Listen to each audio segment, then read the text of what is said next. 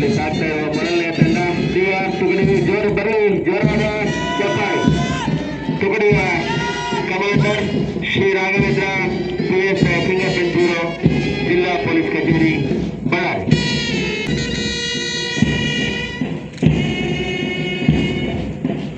ಅವರ ನಂತರದಲ್ಲಿ ಎರಡನೆಯ ತುಗಡಿಯ ಮುಖ್ಯಸ್ಥರ ಶ್ರೀ ಸರ್ದಾರ್ PSI ಸಂಕಲಕೋಟೆ ಪೊಲೀಸ್ ಠಾಣೆ.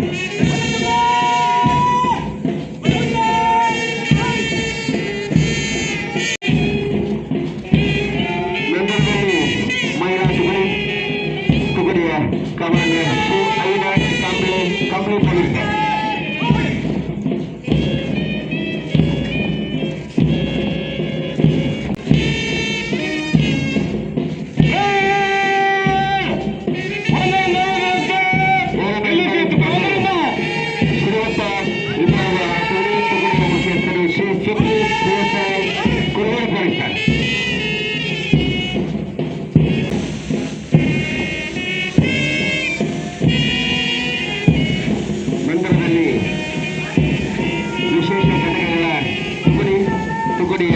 Commander Shri Shanthamurthy PSI Kurukuni police ಠಾಣೆ.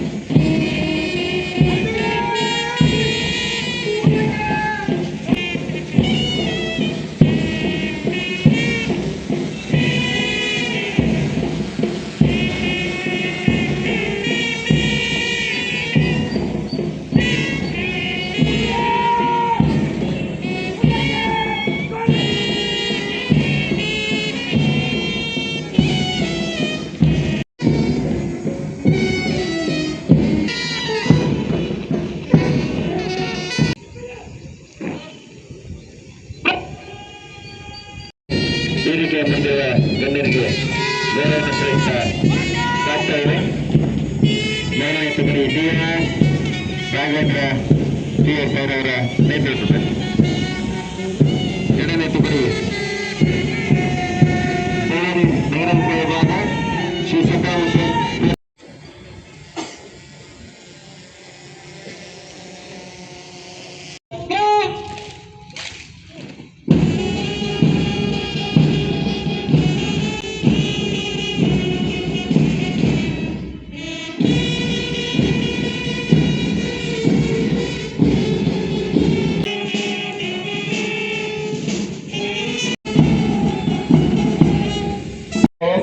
ಮೊಹಮ್ಮದ್ ಯೂನುಸ್ ಪಂಪಣ್ಣಾಜಿ,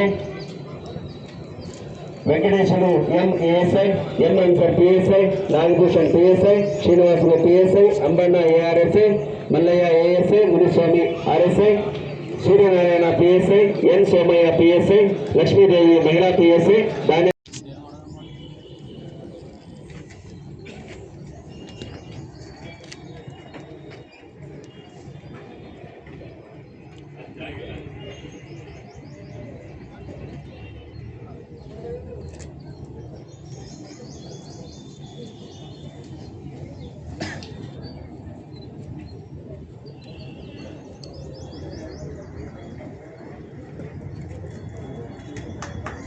ಜೋರಾದ ಚಪ್ಪಾಳೆಯ ಮೂಲಕ ಸನ್ಮಾನಿತರನ್ನ ಅಭಿನಂದಿಸಬೇಕಂತ ಕೇಳ್ಕೊಳ್ತೇನೆ. ನಡೆಸ್ಕೊಡ್ಬೇಕು ಅಂತ ಹೇಳಿ ನಾನು ಶ್ರೀ ಪ್ರಸಾದ್ ಗೋಖಲೆ. ಎಲ್ರಿಗೂ ನಮಸ್ಕಾರ. ಈ ದಿನ ನಮ್ಮ ಪೊಲೀಸ್ ಇಲಾಖೆಯ ಅರ್ಥಪೂರ್ಣ ಮತ್ತು ಮಹತ್ವದ ದಿನಾಚರಣೆ. ಈ ಒಂದು ದಿನಾಚರಣೆಯ ಸಂಕ್ಷಿಪ್ತ ನೋಟ ಈ ಕೆಳಗಂಡಂತಿರುತ್ತದೆ. 1965 ಏಪ್ರಿಲ್ 2ರಂದು ಕರ್ನಾಟಕ ರಾಜ್ಯ ಪೊಲೀಸ್ ಕಾಯ್ದೆ ಜಾರಿಗೆ ಬಂದ ಪ್ರಯುಕ್ತ ಹಾಗೂ ಅದೇ ದಿನದಂದು ಪೊಲೀಸ್ ಇಲಾಖೆಗೆ ಧ್ವಜವನ್ನು ಕೊಟ್ಟ ಕಾರಣ ಪ್ರತಿ ವರ್ಷ ಏಪ್ರಿಲ್ 2ರಂದು ಕರ್ನಾಟಕ ರಾಜ್ಯ ಪೊಲೀಸ್ ಧ್ವಜ ದಿನಾಚರಣೆಯನ್ನು ಆಚರಿಸಲಾಗುತ್ತಿದೆ. ಇದೇ ದಿನದಂದು ಪೊಲೀಸ್ ಕಲ್ಯಾಣ ದಿನಾಚರಣೆಯನ್ನು ಸಹ ಒಟ್ಟುಗೂಡಿಸಿ ರಾಜ್ಯಾದ್ಯಂತ ಎಲ್ಲ ಜಿಲ್ಲೆಗಳಲ್ಲಿ ಕವಾಯತಿನೊಂದಿಗೆ ಕಾರ್ಯಕ್ರಮವನ್ನು ಅರ್ಥಪೂರ್ಣವಾಗಿ ಏರ್ಪಡಿಸಲಾಗುತ್ತದೆ. ಇತರ ಇಲಾಖೆಗಳಿಗಿಂತ ಭಿನ್ನವಾದ ಪೊಲೀಸ್ ಇಲಾಖೆಯಲ್ಲಿ ಪ್ರತಿನಿತ್ಯ ಮಾನಸಿಕ ತುಮುಲ, ದೈಹಿಕ ತೊಂದರೆಗಳು ಅನುಭವಿಸಿ ಅತ್ಯಂತ ಪರಿಶ್ರಮದಿಂದ ಶಿಸ್ತುಬದ್ಧವಾಗಿ ಸೇವೆ ಸಲ್ಲಿಸಿ ಇಲಾಖೆಯಿಂದ ನಿವೃತ್ತಿ ಹೊಂದಿದ ಎಲ್ಲ ದರ್ಜೆಯ ಪೊಲೀಸ್ ನೌಕರರ ಹಾಗೂ ಅಧಿಕಾರಿಗಳ ಸೇವೆಯನ್ನು ಸ್ಮರಿಸಿ ಈ ದಿನದಂದು ಅವರಿಗೆ ಗೌರವ ಸಲ್ಲಿಸಲಾಗುತ್ತಿದೆ. ಇಡೀ ತಮ್ಮ ಸೇವೆಯಲ್ಲಿ ವಿರಾಮವಿಲ್ಲದೆ ಎಲ್ಲ ರೀತಿಯ ನಿಂದನೆಗಳಿಗೆ ಒಳಗಾಗಿ ಅತ್ಯಂತ ಕ್ಲಿಷ್ಟಕರ ಪರಿಸ್ಥಿತಿಯನ್ನು ಅನುಭವಿಸಿ ಪೊಲೀಸ್ ಇಲಾಖೆಯ ನೌಕರರ ಹಾಗೂ ಅಧಿಕಾರಿಗಳು ತಮ್ಮ ಸೇವೆಯನ್ನು ಮುಗಿಸಿ ನಿವೃತ್ತರಾಗಿರುತ್ತಾರೆ. ಪೊಲೀಸ್ ಇಲಾಖೆಯಂತೆ ದೇಶದ ಗಡಿಯ ರಕ್ಷಣೆಯ ಹೊಣೆ ಹೊತ್ತಿರುವ ಮತ್ತೊಂದು ಇಲಾಖೆ ಎಂದರೆ ಸೇನಾಪಡೆ. ಸೇನಾಪಡೆಯಲ್ಲಿ ಪರಿಸ್ಥಿತಿ ಬಂದಾಗ ಮಾತ್ರ ಶತ್ರುಗಳ ವಿರುದ್ಧ ಸೈನಿಕರು ಹೋರಾಡಬೇಕಾಗುತ್ತದೆ. ಆದರೆ ಪೊಲೀಸ್ ಇಲಾಖೆಯಲ್ಲಿ ಪೊಲೀಸರು ಪ್ರತಿನಿತ್ಯ ತಮ್ಮ ಸುತ್ತಮುತ್ತಲಿನ ಅನೇಕ ಕ್ಲಿಷ್ಟಕರ ಪರಿಸ್ಥಿತಿ ಮತ್ತು ಸಮಸ್ಯೆಗಳನ್ನು ಎದುರಿಸಬೇಕಾಗುತ್ತದೆ.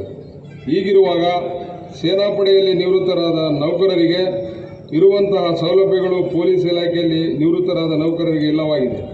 ಆದ್ದರಿಂದ ಪ್ರತಿ ವರ್ಷ ಏಪ್ರಿಲ್ 2ನೇ ದಿನಾಂಕದಂದು ಪೊಲೀಸ್ ಧ್ವಜ ದಿನಾಚರಣೆಯನ್ನು ಆಚರಿಸಿ ಈ ಸಂದರ್ಭದಲ್ಲಿ ಪೊಲೀಸ್ ಧ್ವಜಗಳನ್ನು ಮಾರಾಟ ಮಾಡಿ ಅದರಿಂದ ಬಂದ ಹಣವನ್ನು ಒಂದು ನಿಧಿಯನ್ನು ಮಾಡಿ ಸಂಗ್ರಹಿಸಿ ಈ ನಿಧಿಯಿಂದ ನಿವೃತ್ತ ಹೊಂದಿರುವ ನೌಕರರಿಗೆ ಬೇಕಾಗುವ ಸೌಲಭ್ಯಗಳನ್ನು ಒದಗಿಸಬೇಕಾಗುತ್ತದೆ. ಈ ರೀತಿ ಧ್ವಜ ಮಾರಾಟದಿಂದ ಬರುವ ಮೊತ್ತದಲ್ಲಿ ಶೇಕಡ 50ರಷ್ಟು ಮೊತ್ತವನ್ನು ಜಿಲ್ಲಾ ನಿವೃತ್ತ ಪೊಲೀಸ್ ಅಧಿಕಾರಿ ನಿಧಿಗೆ, ಇನ್ನೂ 50ರಷ್ಟು ಮೊತ್ತವನ್ನು ಕೇಂದ್ರ ಪೊಲೀಸ್ ಕಲ್ಯಾಣ ನಿಧಿಗೆ ಪಾವತಿಸಬೇಕಾಗುತ್ತದೆ. ಪ್ರತಿ ವರ್ಷ ನಿವೃತ್ತರಾಗುವಂತೆ ಈ ವರ್ಷವೂ ಬಳ್ಳಾರಿ ಜಿಲ್ಲೆಯಲ್ಲಿ ಪೊಲೀಸ್ ಧ್ವಜ ದಿನಾಚರಣೆಯನ್ನು ನಾವು ಈ ದಿನ ಆಚರಿಸಲಾಗುತ್ತಿದೆ. ದಿನಾಂಕ 1/4/2025ರಿಂದ 31/3/2026 ಅವಧಿಯಲ್ಲಿ 27 ಜನ ಪೊಲೀಸ್ ಅಧಿಕಾರಿ ಸಿಬ್ಬಂದಿಗಳು ನಿವೃತ್ತರಾಗಿರುತ್ತಾರೆ. ಅದರಲ್ಲಿ PSI 7 ಜನ, RSI 2, ASI 13, ARSI 3, CHC 2 ಇವರುಗಳು ಸ್ವಇಚ್ಛೆ ವಯೋನಿವೃತ್ತಿ ಆಗಿರುತ್ತಾರೆ. 25-26ನೇ ಸಾಲಿನ ಉತ್ತಮ ಕಾರ್ಯನಿರ್ವಹಿಸಿರುವ ಪ್ರಯುಕ್ತ ಒಟ್ಟು 160 ಪೊಲೀಸ್ ಅಧಿಕಾರಿ ಸಿಬ್ಬಂದಿಯವರಿಗೆ 1 ಲಕ್ಷ ರು ನಗದು ಬಹುಮಾನವನ್ನು ಸಹ ಈ ವರ್ಷದಲ್ಲಿ ನೀಡಲಾಗಿರುತ್ತದೆ. ಸರ್ಕಾರಿ ಸೇವೆಯಲ್ಲಿ ಖಾಕಿ ಸಮವಸ್ತ್ರ ಧರಿಸಿರುವ ಇಲಾಖೆಗಳಲ್ಲೊಂದಾದ ಪೊಲೀಸ್ ಇಲಾಖೆಯು ಸಮವಸ್ತ್ರ ಧರಿಸಲು ನನಗೆ ಬಹಳ ಹೆಮ್ಮೆ ಮತ್ತು ಗೌರವವೆಂದು ಭಾವಿಸುತ್ತೇನೆ. ಈ ಸಮವಸ್ತ್ರ ಧರಿಸಿದ ಸರ್ಕಾರಕ್ಕೆ ಮತ್ತು ಸಮಾಜಕ್ಕೆ ಸೇವೆ ಸಲ್ಲಿಸುವ ಅವಕಾಶ ಸಿಕ್ಕಿರುವುದಕ್ಕೆ ನಮ್ಮ ಇಲಾಖೆಗೆ ಅತೀವ ಸಂತೋಷವಾಗಿರುತ್ತದೆ. ನಾವು ಪೊಲೀಸ್ ಅಧಿಕಾರಿಯಾಗಿ ಈ ಇಲಾಖೆಯನ್ನು ಘನತೆಯಿಂದ ಸದಾಕಾಲ ಎತ್ತಿಡಿಯಲು ಶ್ರಮಿಸಬೇಕಾಗುತ್ತದೆ. ಸಾಮಾಜಿಕ ಸೇವೆಯಲ್ಲಿ ಪ್ರಕೃತಿಯ ನಿಯಮಗಳಿಗೆ ವಿರುದ್ಧವಾಗಿ ಸಕಾಲದಲ್ಲಿ ನಿದ್ರಾಹಾರಗಳನ್ನು ಪಡೆಯದೆ ಶ್ರಮಿಸಬೇಕಾದ ಈ ಇಲಾಖೆಯ ವೈವಿಧ್ಯವಾದ ಕರ್ತವ್ಯಗಳನ್ನು ನಿರ್ವಹಿಸುವಲ್ಲಿ ನಿಮ್ಮೆಲ್ಲರಿಗೂ ನಮ್ಮಿಂದ ಪೊಲೀಸ್ ಇಲಾಖೆಯಿಂದ ಅನಂತ ಧನ್ಯವಾದಗಳನ್ನು ಅರ್ಪಿಸುತ್ತಿದ್ದೇನೆ. ಇಲಾಖೆಯ ನಾನು ನಿಮ್ಮ ಶ್ರೀನಿವಾಸ SI, ನಿವೃತ್ತ SI, ಬಳ್ಳಾರಿ ಗ್ರಾಮೀಣ ಪೊಲೀಸ್ ಠಾಣೆ, ಬಳ್ಳಾರಿ. 2026ನೇ ಸಾಲಿನ ಪೊಲೀಸ್ ಧ್ವಜ ದಿನಾಚರಣೆ ಕಾರ್ಯಕ್ರಮದ ಈ ವೇದಿಕೆಯಲ್ಲಿ ಅಧ್ಯಕ್ಷ ಸ್ಥಾನವನ್ನು ಅಲಂಕರಿಸಲು ಬಂದಿರುವುದಿಲ್ಲ ಸಾಹೇಬರು ಡಾಕ್ಟರ್ PS ಹರ್ಷ IPS ಮಾನ್ಯ ಪೊಲೀಸ್ ಮಹಾನಿರೀಕ್ಷಕರು ಬಳ್ಳಾರಿ ವಲಯರವರಿಗೆ ಧನ್ಯವಾದಗಳು. ಅದೇ ರೀತಿ ಈ ಕಾರ್ಯಕ್ರಮ ಮುಖ್ಯ ರೂವಾರಿಯಾದಂಥ doctor Suman D Pannekar IPS ಬಳ್ಳಾರಿ ಜಿಲ್ಲೆಯವರು ಈ ಕಾರ್ಯಕ್ರಮದಲ್ಲಿ ಇಲ್ಲದಿರುವುದನ್ನು ಅವರಿಗೆ ಸಹ ಧನ್ಯವಾದಗಳು.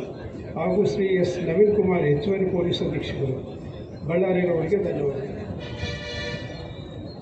ಮತ್ತು ಇಲ್ಲಿ ನೆರೆದಂತಹ ಎಲ್ಲ ಅಧಿಕಾರಿ ಸಿಬ್ಬಂದಿ ಮತ್ತು ಕುಟುಂಬ ಸದಸ್ಯರು ಮತ್ತು ನನ್ನ ಸ್ನೇಹಿತರಿಗೆ, ಉತ್ತಮ ಕವಾಯತು ಪ್ರದರ್ಶನ ನೀಡಿರುವಂಥ ತುಕಡಿ ನಾಯಕರಿಗೆ ಮತ್ತು ಕವಾಯತಿನಲ್ಲಿ ಭಾಗವಹಿಸುವ ಎಲ್ಲ ಅಧಿಕಾರಿ ಸಿಬ್ಬಂದಿಗಳಿಗೆ ಧನ್ಯವಾದಗಳು ತಿಳಿಸುತ್ತೇನೆ. ಇಂದಿನ ಪೊಲೀಸ್ ಧ್ವಜ ದಿನಾಚರಣೆ ಕಾರ್ಯಕ್ರಮಕ್ಕೆ ನನ್ನನ್ನು ಮುಖ್ಯ ಅತಿಥಿಯನ್ನಾಗಿ ಕರೆಸಿ ಗೌರವ ನೀಡಿರುವ ನಮ್ಮ ಬಳ್ಳಾರಿ ಜಿಲ್ಲಾ ಪೊಲೀಸ್ ಇಲಾಖೆಗೆ ನಾನು ಚಿರಋಣಿಯಾಗಿರುತ್ತೇನೆ.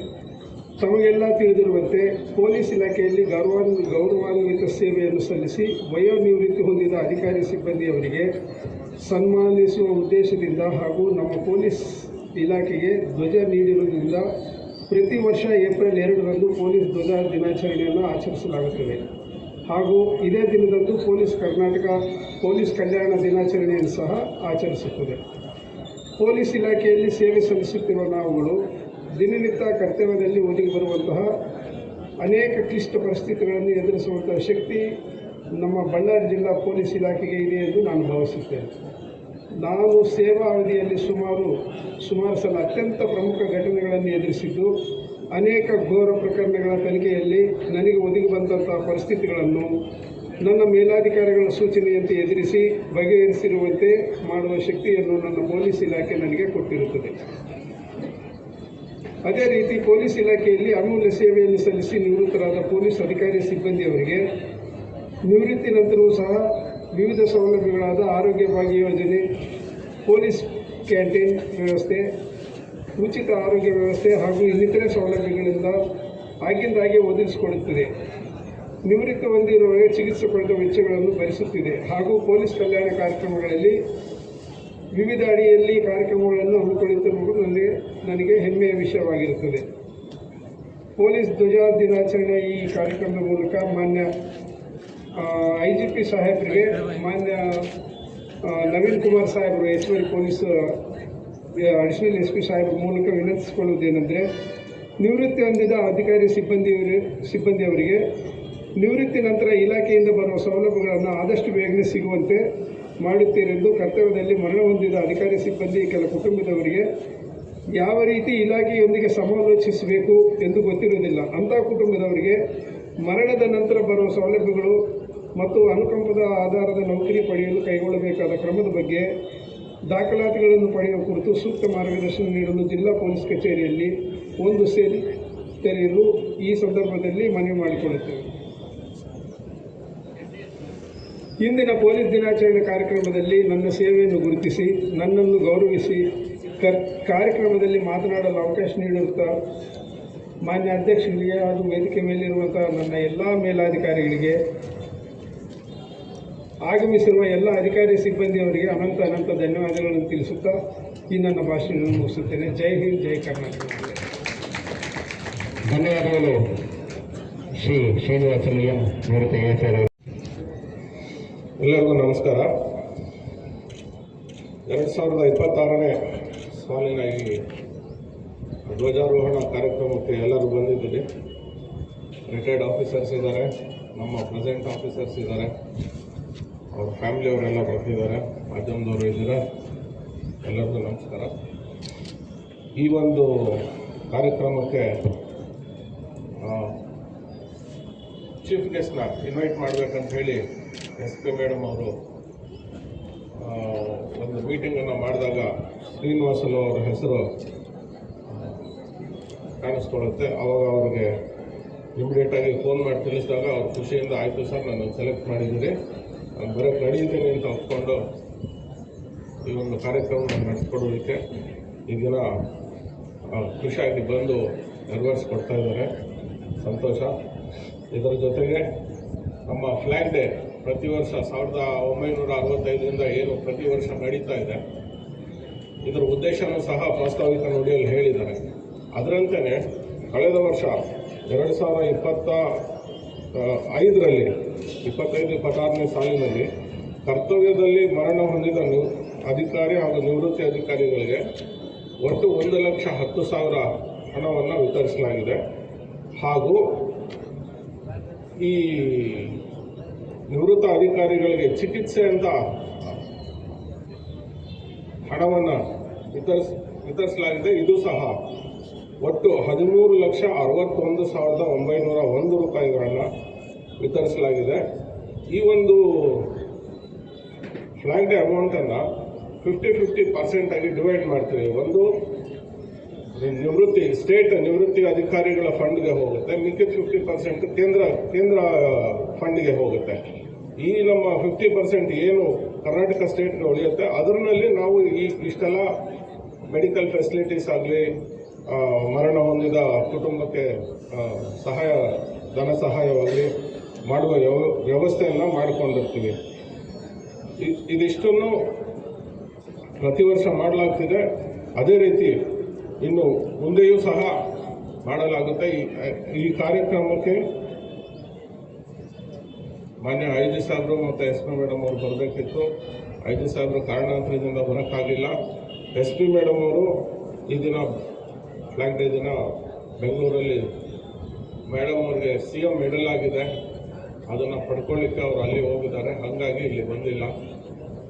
ಈ ಒಂದು ಕಾರ್ಯಕ್ರಮ ಅವ್ರ ಮುಖಾಂತರ ನಡೀಬೇಕಿತ್ತು, ಅವ್ರು ಇಲ್ಲದೆ ಇರೋದ್ರಿಂದ ನಾವೆಲ್ಲ ಸೇರಿ ಮಾಡ್ತಾ ಇದ್ದೀವಿ. ಪ್ರತಿ ವರ್ಷ ಈ ಕಾರ್ಯಕ್ರಮ ಇದೇ ರೀತಿ ಮುಂದೆ ಸಹ ನಡ್ಕೊಂಡು ಹೋಗುತ್ತೆ ಅಂತ ಹೇಳ್ತಾ ನನ್ನ ಈ ಒಂದು ಭಾಷಣವನ್ನು ಮುಗಿಸ್ತೇನೆ. ನಮಸ್ಕಾರ. Thank you.